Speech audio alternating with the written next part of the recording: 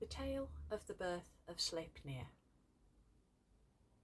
Long, long ago, when the gods of the north were young, there was a great war, and the walls of Asgard, the fortress, were broken. The gods knew they had to rebuild the fortress, but they had no idea how to do it. Then one day, a stranger came to them. He said he was a builder, and he offered to rebuild the walls for them. But he told them there would be a price. He wanted to marry the goddess Freya. "No," said the gods, "no, that's not possible. We'd like you to build our walls, but there has to be a different price." "Oh," said the builder, "well as the goddess Freya, as my wife, I will also want the sun and the moon." "No, without the sun and the moon, the world will be completely dark and cold. We can't give you the sun and the moon, and we're not going to give you Freya." "Well," says the builder, "it seems to me that you need those walls, and there's nobody else here who's offering to do anything about them. So why don't I just wait outside and you all have a talk about it and see what you think?" So out went the builder, and the gods gathered together. "We can't give him Freya. We can't give him the sun and the moon. It's not possible. We need to find another solution." Then Loki, the trickster, spoke up. "I have an idea. Why don't we tell him that we'll give him what he asks for, but only if he completes the job much more quickly? He told us it would take 3 seasons to do the job. If we tell him he can do it in 1 season and he'll get his payment." "He'll never agree to that," said the other gods. "Well, maybe not," said Loki, "but we're no worse off if he doesn't. And if he does agree, well, maybe he'll build half a wall before he realises it's impossible and gives up. And we won't have to give him Freya, or the sun, or the moon." So the gods agreed that that was what they would do, and they called the builder back in, and they put this to him. And the builder said, 1 season? I said 3 seasons. 1 season is a very short time, and those are very big walls."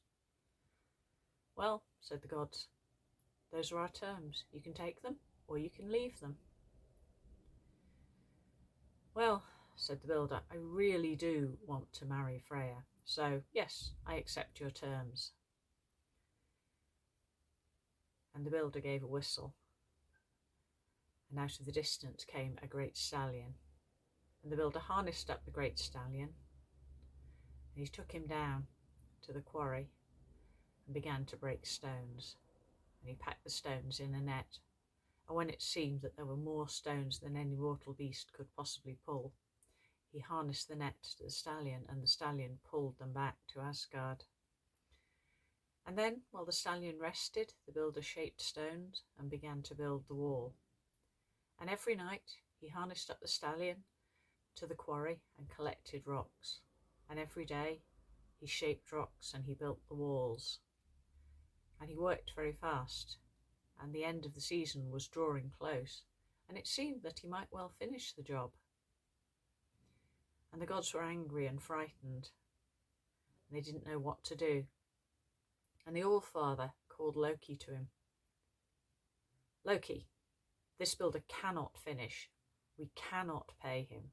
He's not going to get Freya. He's not going to get the sun. He's not going to get the moon. You have to stop him." "Why is this my problem?" said Loki. "It was your idea." "No," said Loki, "we all agreed. We had a discussion and we all agreed." "You tricked us into it somehow," said the All-Father, "so you need to sort it out. Either that builder doesn't get paid, or we'll kill you." So Loki turned into a buzzing fly, and he buzzed and he bit at the horse while it slept. And at night, when the horse was trying to work, he buzzed and he bit. And the horse was distracted and tired and sore, but he kept working. And Loki went back to the All-Father and said, "Well, that didn't work." "Well, think of something else then," said the All-Father. "I don't care what you do, but If that builder gets paid, then I'll kill you. So Loki thought, and he thought, well, if hurting the stallion didn't stop him, maybe pleasing the stallion would stop him.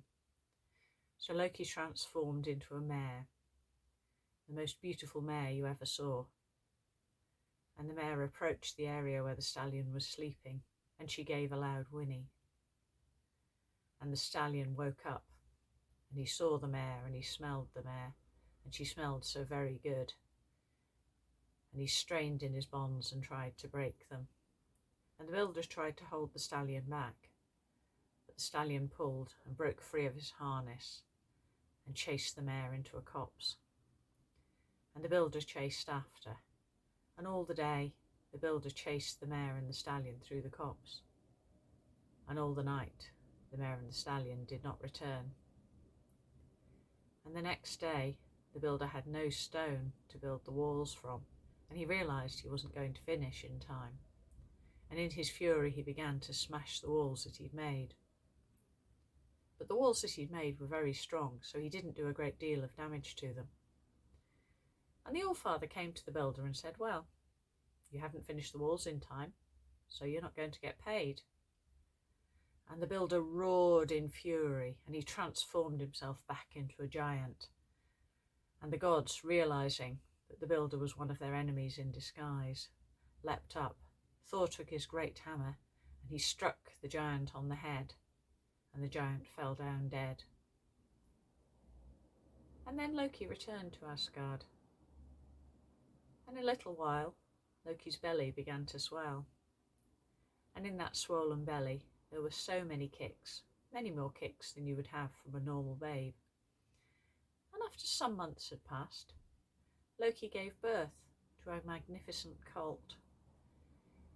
His coat was the grey of thunderclouds, and his mane and his tail were dark.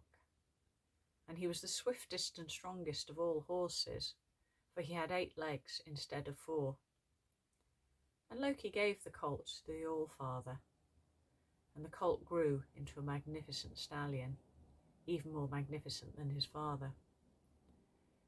And the Allfather called him Sleipnir, the one who slides between the worlds. And he carried the Allfather safely through many adventures in the years that followed.